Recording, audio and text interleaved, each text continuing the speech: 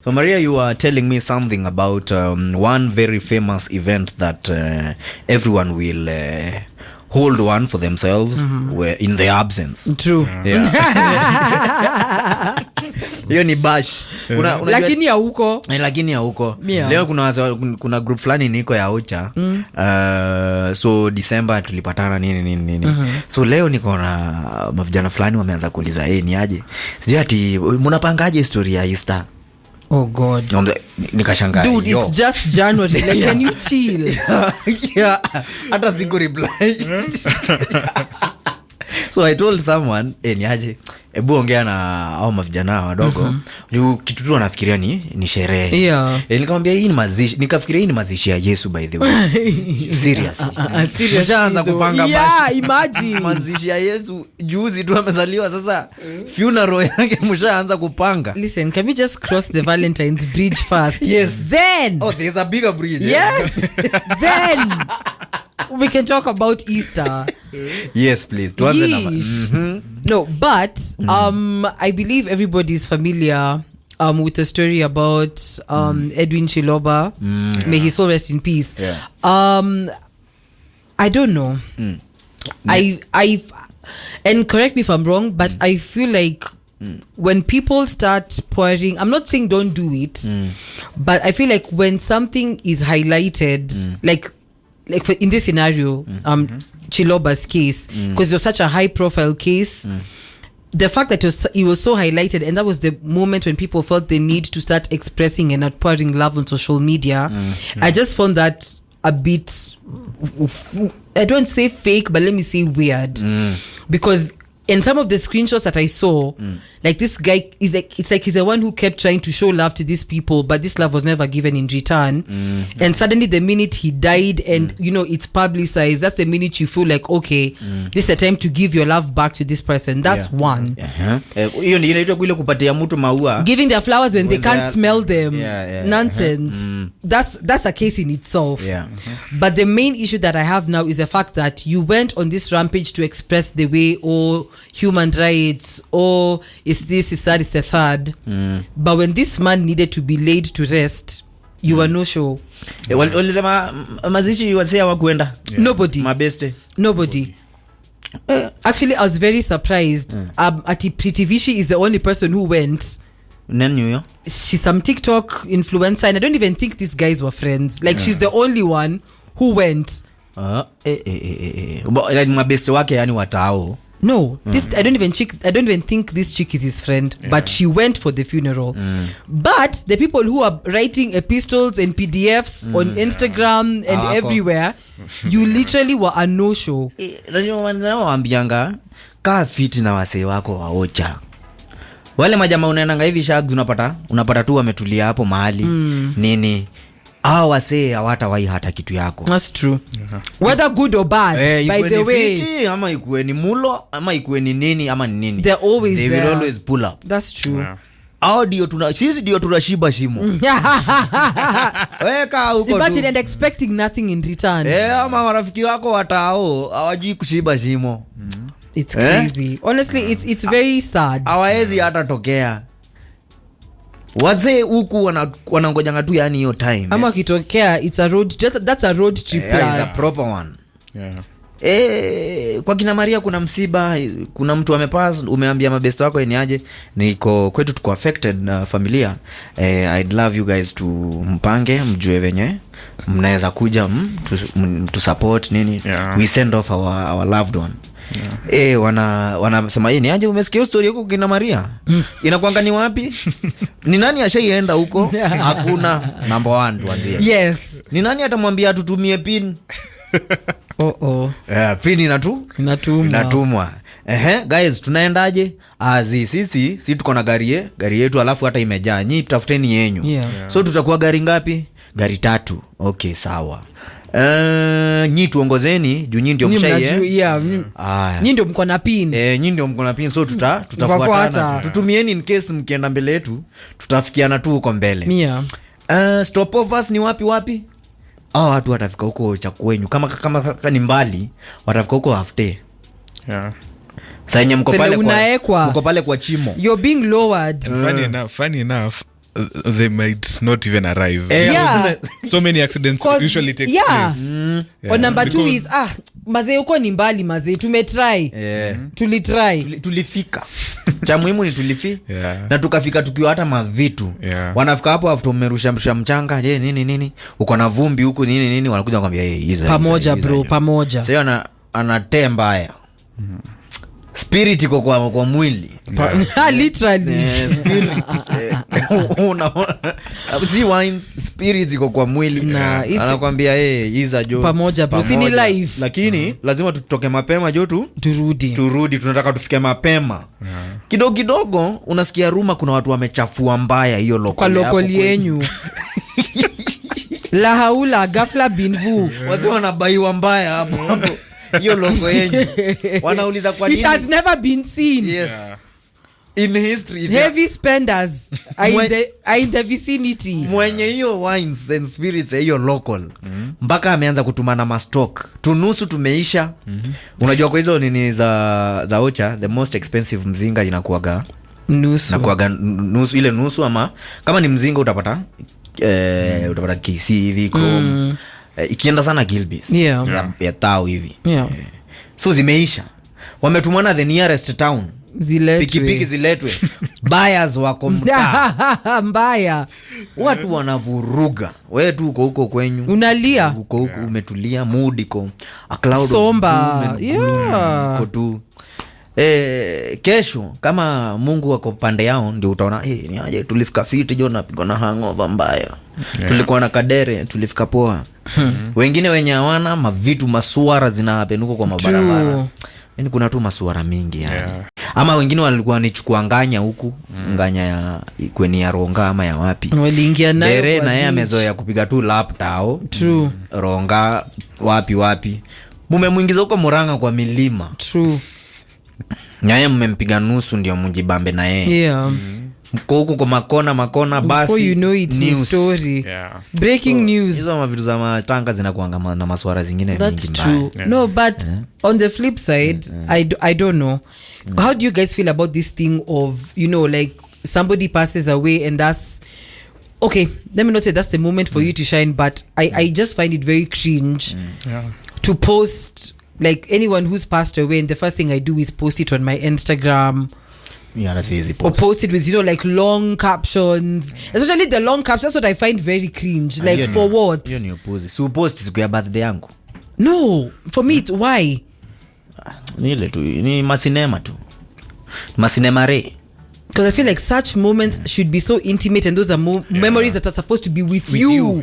And emotions for you to feel not for everybody to not to broadcast you get what I mean ni mambo ya dunia no honestly I honestly feel so sad for Edwin honestly I was about to say Edward I honestly feel so bad for him like may his soul rest but Jesus Christ that is tragic but ni life sasa tutafanyaje Maria ndio unaambia ngwa the moment you uko huku jua watu wako visit your friends shags no but I don't think I don't even think it's about that I feel like somebody can be very real with you till the moment they're not Cliff right now I could be your as in I could be your boy for life the minute you're out of the picture and something has happened at your home I don't even care because I mean you're the direct link why should I care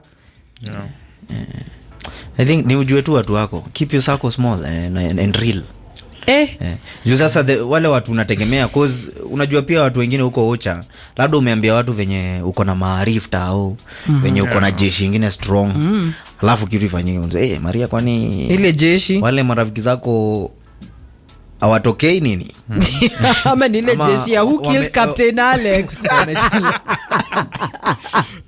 jeshi yako rada haiko no but still I get what you mean Cliff but I'm a believer of always just be dependent on yourself regardless of how real and authentic you think a friendship is or your brotherhood or your circle or whatever always make sure you're the realest to yourself because there could be moments like I've had situations where you really think you're cool with someone, Yeah, but they're not you cool lose a with you. parent or whatever, and that's when Nasia Taylor like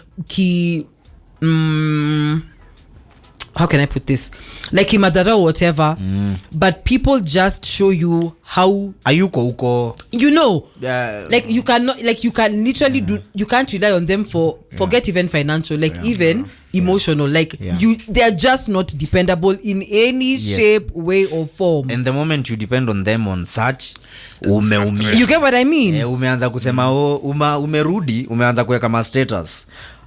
I have known my real people. Thank you. People who are fake. Blah blah blah blah.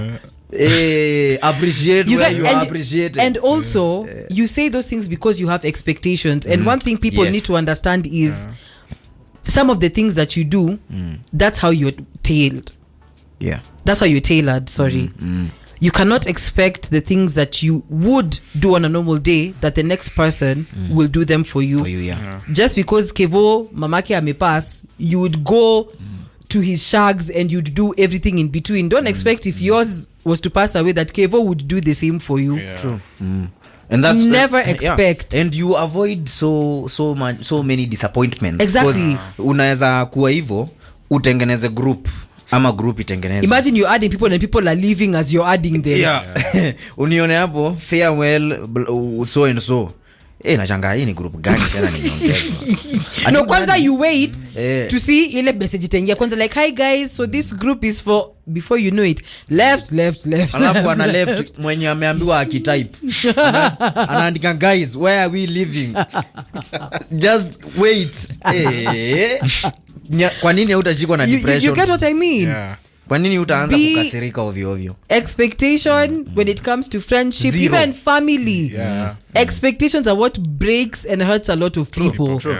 True. Be the realest one to yourself and to your circle. Yeah. Waambie. Usiwafiche. If you expect them to help you, by the way, You'll be waiting a very long time. Sana. You'll be waiting. Sana. From family, friends, nini. Every circumstance, be the realest one to you and to others. Why is But it no expectations. why is it ati unaweza kuwa na shop tuseme hiyo mtaa hapo kwenyu, ukuwe na duka hapo, ufungwe shop hapo area ya kwenyu, expecting because now I have a business and the people surrounding me is family and close friends. Those are supposed to be your customers. My business will do so well. True. Now we expect ati watu hawataignore maduka zingine hapa around And come to yours. Watakam. They will still come. Yeah. Lakini make sure tuko na kitabu ya deni ya kuandika. No. Okay. Lazima uwakopeshe. Hawatanunua. Yes, but Cliff, at the end of the day, think about it. That's also expectation. I mean, let's say we are all selling shoes here. No, I know somebody who sells shoes. Like, we're not friends or not, whatever. That's just casual business. You're my friend. You've opened a shoe shop. This person who sells me my kawaida shoes, let's say ananiuzia like rubber shoes na 300. Cliff, unauza rubber shoes na 650. Na we ni family. No, regardless whether we are family, friends, whatever. Common sense. Who will I still keep buying shoes from? Exactly. I have a relationship with that guy. Let's be real. Like, we also need to understand reality of things. Just because you've opened a business and we are friends, that doesn't mean I'll stop buying rice from the person who sells me rice. Jupia sasa umefungwa cereals. Z. Get my customer wako pia. Yes. Or make the deal good Switch. enough For me to want to switch businesses. And quality too. Ndio nisi compromise quality ya zile vitu mi utaka in the name of Ati I'm supporting a friend. But that's one thing I'm never going to do. Call me a fake friend, label me whatever you will label me. But I really don't care. If you're not giving, if you're giving me substandard, you're giving me some shoddy prices, boss. Cool, fake friend, tattoo it on my forehead. That's me. Unasikia kisema family or friends will never help you. Thank you. A stranger is a stranger. Get out. Mtu mwenye hata ujui. Get out. Huyo ndio mtu atakusaidia. But your lotion nikinunua, I'll break out tomorrow. Keep the lotion. Call me a fake friend. There's a report that he brought up alisoma, was it today or yesterday? He said Kenyans, he's addressing his people. Kenyans are brewing chang'aa in the Gulf. Do you know what chang'aa is? Yeah. Illicit brew. Pombe haramu. Illicit brew. Unajua, So Alfred said the cabinet secretary says for foreign affairs, Dr. Alfred Mutua, has revealed the existence of some Kenyans doing illegal business in the Middle East. No, Kenya ni wadari. According to the CS, there are daring Kenyans brewing illicit alcohol for a living in the Middle East, in countries where consumption of liquor is not even legal. That is double tragedy. Yeah. Yani it's illegal in that country, and it's illegal on top of it. Alafu bado wanauza illegal. It's illegal, it's double illegal. Damn. So Dr. Mutua says despite Kenyans being go-getters and creative with making money, he called out a section of those in the Middle East for engaging in illegal businesses, which have resulted in some of the suffering of diaspora citizens, particularly in the Gulf. Cheki. He singled out cases in Qatar, a country against alcohol, saying that some Kenyans in the illicit brew business have found themselves being arrested and deported for violating the laws abroad. Yani, I don't even know what to say. Do you know the Kenyans brewing chang'aa in some of these countries? I'm surprised. It breaks because my heart. Yeah. From the vision that I have in my head is it has to be like in some very dingy place, in ikona vumbi nini, some funny underground tanks, panya, just funny things, surali sijui ya juicy, like there just has to be some really funny mess going on in there. Yeah, and I'm thinking who are the customers of this? That's number 2. Is it ni wa Kenya wenzao ama ni watu wa hizo countries? Could be. I feel like hapo muhana, it's a variety. Abdinasir probably it's a delicacy from the way it's sounding. Because this is foreign, of course everybody wants to try it. Alafu labda wanawadanganya, unajua Kenya sisi with our village brews, hizo vitu za mashinani naambia ngase hii iko na formula yake. Babu yangu ndio gave me it's a secret recipe. Yes, from my great grandfather. It's actually a family line. Yes. Sisi kwetu ni mimi sisi pekee ndo tunatengeneza hii pombe.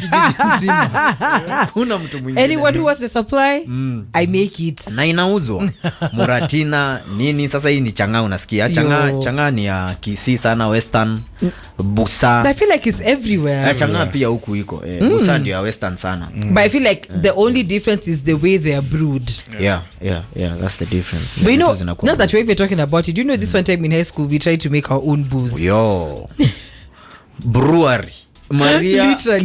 Literally. Limited. So I remember we used to have this every day? No, every Monday, Friday, and Sunday.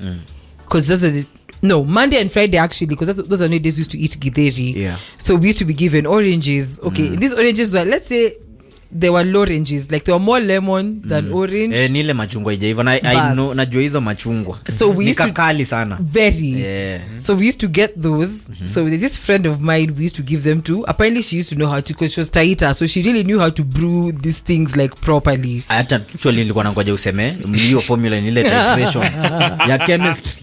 So she used to make it. So I don't know how she do it. Hiyo kitu inge ferment.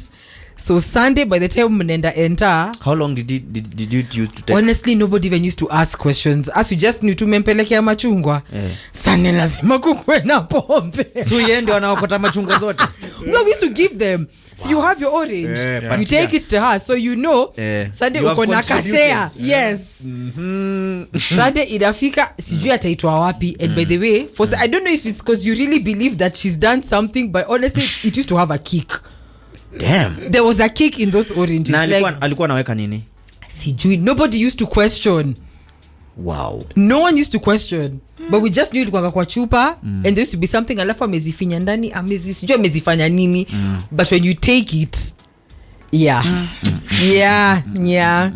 I remember my one of my uncles used to make it. Alikuwa anatengeneza sijui alikuwa na sijui ni karubu ama ni nini. He used to use sugarcane. Anachukua miwa ana grind. Wanachukua mabati.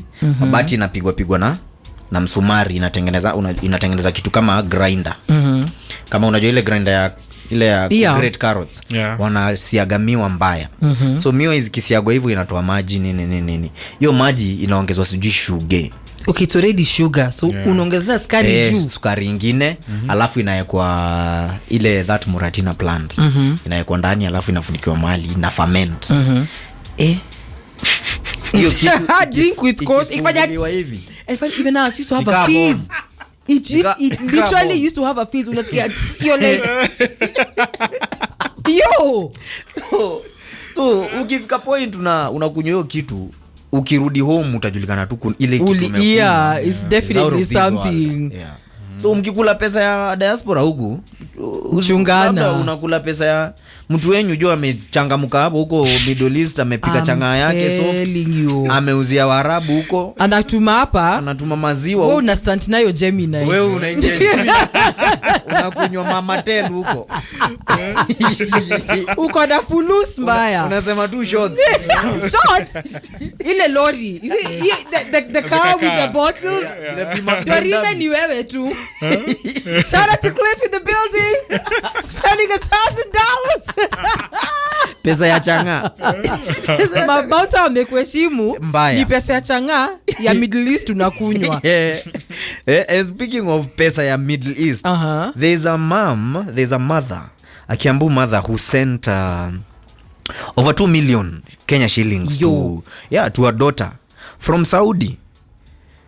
When she came back, she returns to find all the money squandered. Excuse me, what? Yeah, her name is Jane.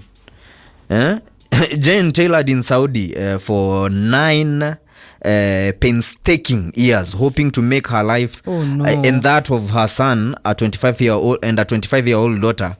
The daughter's name is Hortensia. Better. Unasikia ni miaka 9 Saudi. And during that period, the 42-year-old mom left her only daughter to take care of the little brother and rented them a house in Kiambu town. While she was away, Wambui's daughter got a son whom the caring mother agreed to pay private school for. Wow. Just like her son. Wow. As time went by, the mother started getting the feeling that she could no longer continue working in Saudi Arabia due to her advanced age and nature of work. For sure. At the back of her mind, she knew she was coming to settle, and she had been sending money home to be kept in an account, only to arrive and get shocked. Where? She kept assuring me unasikia venye huyo mama anasema, she kept assuring me that the money was very safe in her account, almost 2 million.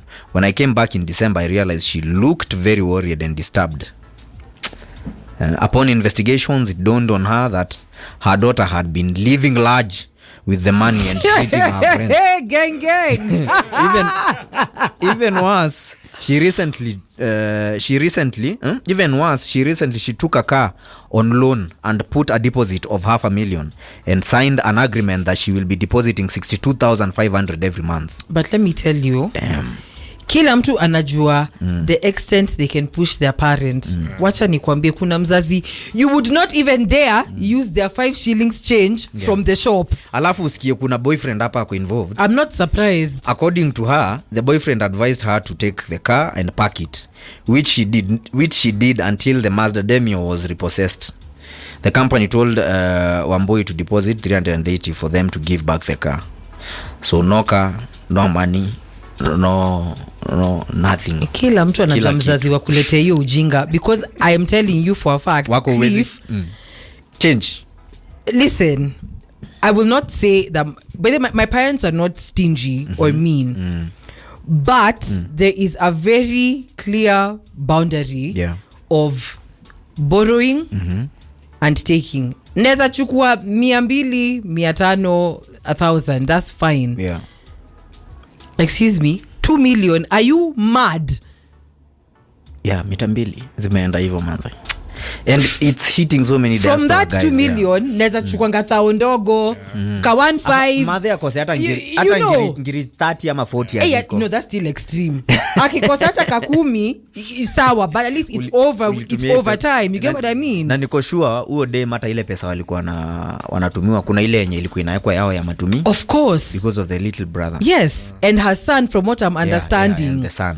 So u dem u dem jo pia yeye. Kai, by their parents to really mess with, because I'm telling you for a fact, saizi, my dad would beat me, kill me, and bury me himself. Same thing and happens. he will cry as he's burying me, by the way. Same thing happens to the guys who send money wajengewe na brother-in-law, brother, sister, Let's not even go parents, far. Her spouses. Yeah. Mtu wako anakuosha uamini. Mbaya. Unaishi kutuma maganji unangoja utakuja upate mansion. Imepigwa hapo landscaping. Loan. Umesema umekuja retire. You're done. Yes, ukuje utulie kwa loan yako. Kazi yako ni tumbuzi tu, nasema nichinjie kale.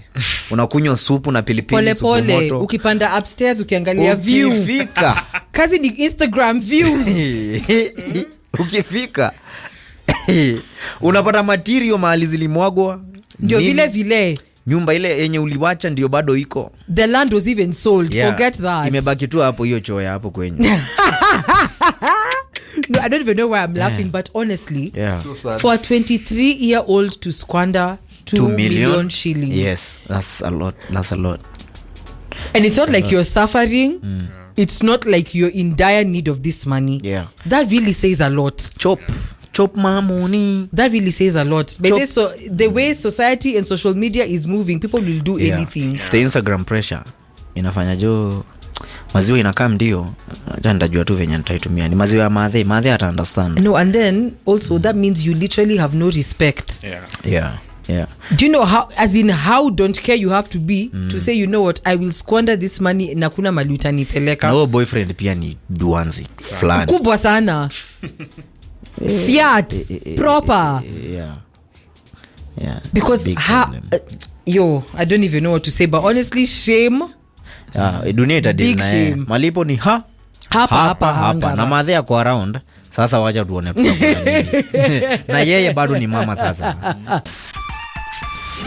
As we're talking about culture, you know, kukulana ni culture. na hapana, mipango wa kando clearly is, I think we have to get to a point where we just have to accept that enyewe this thing is culture now. Ni culture. Ilianza kitambo. Before BC. Even before forefathers, clearly. Hata in the Old Testament, I think. King Success, he had like a bevy of women and he had to choose one. So clearly it's culture. King Saul too, kabla apatane na Mungu. Where was that guy going? Was he going to war? King Saul? What do you mean? Mali alipatana na Mungu Damascus. Akampiga they were going to Damascus. Yeah, he was on his way to Damascus. Yes. He met the light of God, akamwambia wewe acha upuzi wewe. Unaenda kupiga kina nani? I think he was going to kill Christians. Yeah. Yes. Actually alikuwa mishoni mbaya. Akapatana na Mungu akamnyorosha. Jamaa akabadilika immediately. In a heartbeat. But clearly kuna mtu mmoja has not had the opportunity to change his ways because he was met by his death. Nani huyo?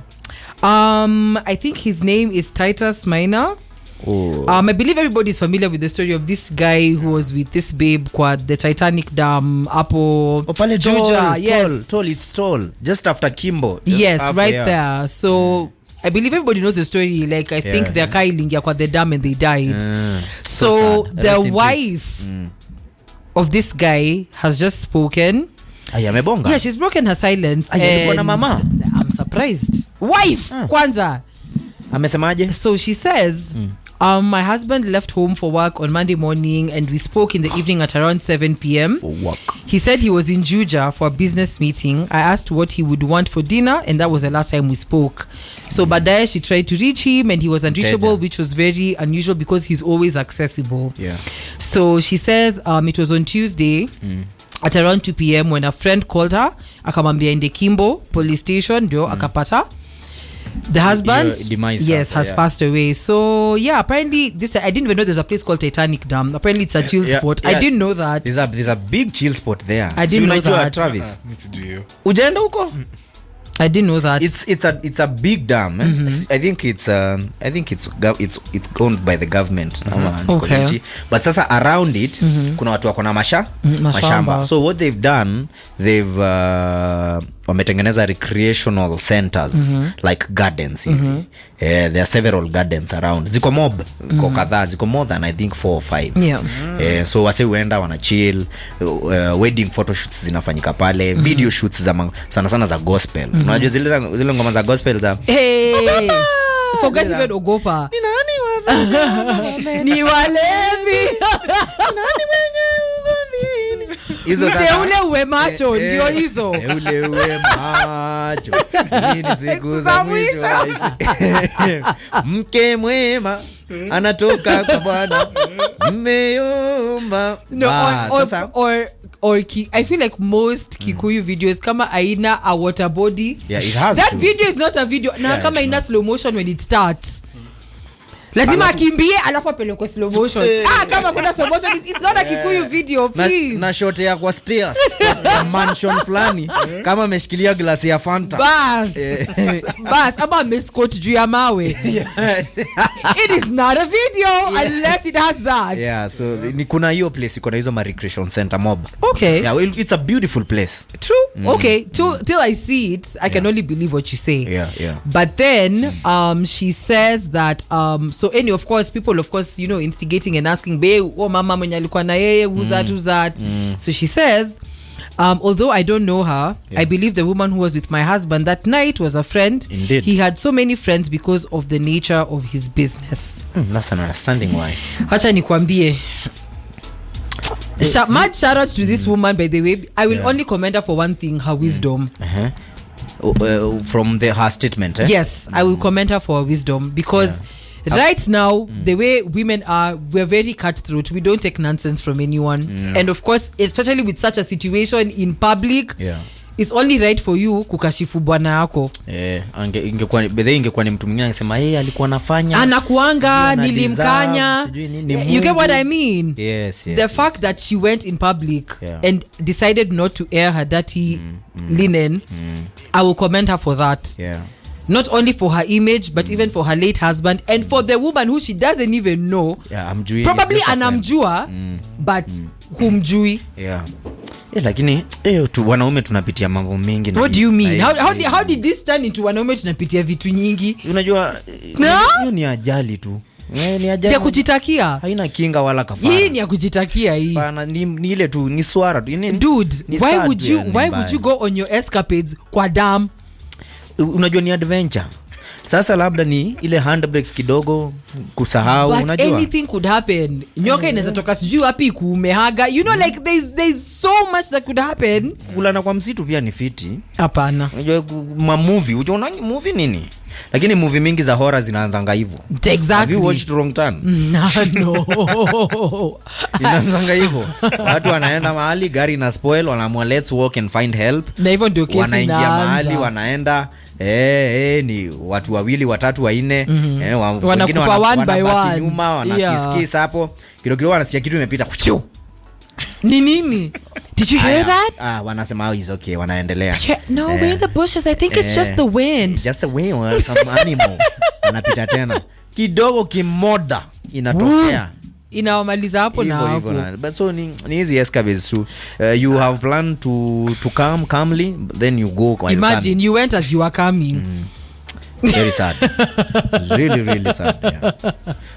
No, so, but on the real tukwetu nini? No. As much as it's culture, can we just do it with caution? Huwezi kula tu mtoto wa mtu next to water bodies, sijui in the middle of a safari walk. Utaumwa na simba. Simba itambui. Lakini unajua Maria, hii kitu. No, I understand. Listen, I am all for adventure. Hii kitu ni tamu. Cliff, I am all for adventure. Unaweza kuwa hapo uko hivi. Unaambiwa Cliff ndio hiyo chui inakuja, unamwambia ngoja nimalize. Chui Cliff, simba. Tulia. Simba itaelewa.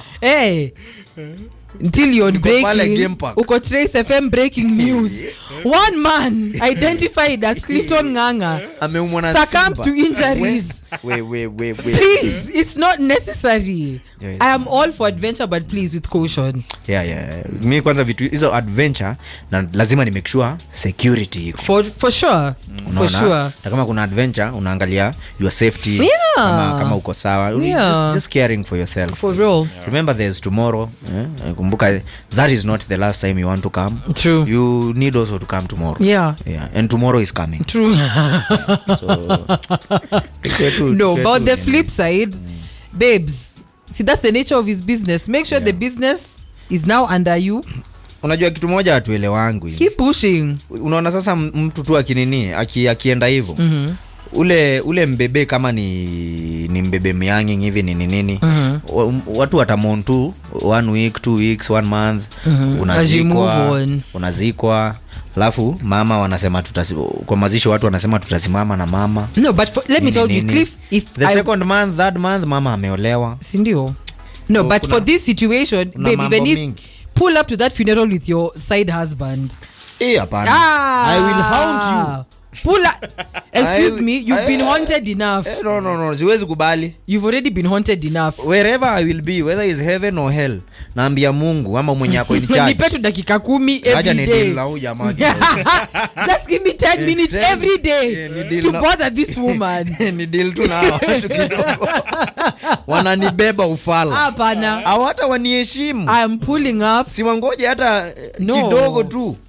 No, I'm pulling up with my side husband in a very nice outfit, black, nice bodycon dress. What? Some extra hat with the, the covering lace ya macho. Some black gloves. I'll be there. Maria, hivyo ndio unasikianga madaimono zinakutembelea. Uelewi ni nini. Acha nikwambie, unanitembelea Cliff, tutapiga. So we will fight every day. Those 10 minutes you ask for, we will fight every day. Sasa nikiona uko na hizo mambo mingi, I will just come. I will make you have the urge of going to what do you guys call them? Is it a nail shop or what is it? Uende mara mingi ushikwe na cancer na ulifuata. Cliff, don't tell me you believe that story. Don't tell me you it's believe. It's a research. You saw Travis. Uliona? They are saying UV nail lamps. Sijui zinatumia kwa kazi gani hiyo lamp. Kukausha gel. Kukausha. Ya makucha. Yeah, it could lead to cancer. Everything is leading to cancer right now. Let me read you that thing. A new study published on Nature Communications found out that ultraviolet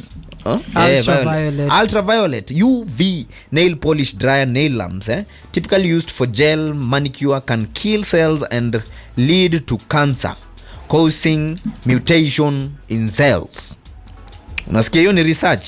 Please.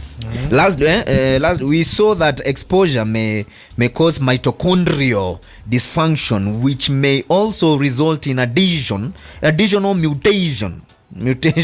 We looked at patients with skin cancer, and we see the exact same patterns of mutation in these patients that were seen in the irradiated cells. Na ni mtu akona jina ingine ngumu sana hata siwezi soma. Anaitwa Ludmil Alexandrov. Listen. Bioengineering professor and study author. More power to you, sir. But let's be real.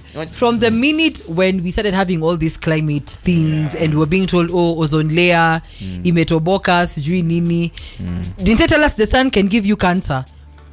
If God's own bodies are giving cancer, sembuse man-made, listen, me I'll live and I'll live life. I'd rather die looking cute. Hiyo cancer venye imekuwa na menace huku kwetu huku. I'd rather die looking cute. Inamaliza watu mbaya, which is very sad. So mkiona kitu yoyote yenye ni caution tu. Everything is giving cancer, from food to nails to the natural sun. Kucha ni ya kukata. Waja mambo mingi. Wewe wacha story wewe. Naona mpaka wale wasupa wako na ile kucha iwezi pakika ile rangi ya kura. Unajua hiyo kucha? Ile kucha imefika hapa. Ile kucha ndogo ile ya inchi moja. Si ndio kukula kucha? Hapana, kuna wase wananga kucha. No, hiyo ni kukula. There is nobody who naturally doesn't have nails. Kwani usikii uchungu? Kuna watu wanakula mpaka zinafika huko. Travis, unajua hizo kucha? Tule tukucha kadogo kamefika hapa. Si ni kukula. Alafu umeenda hapo, umeekelewa hapo kucha ingine. Hiyo material inakuanga ya nini? It's just extensions. Hiyo ni kucha ya nani? It's plastic.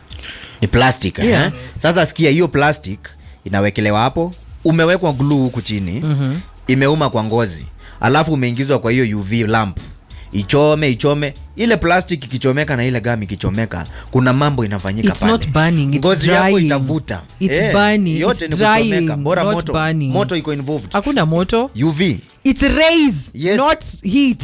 Rays inachoma kuliko moto. Oh, Hujaiona zile rays za security. Ushaisimama ukachoma na jua na ukatoka na burns, like proper skin burns ati jua imenichoma. No. I'm from Magweni, so jua kidogo haitusumbui.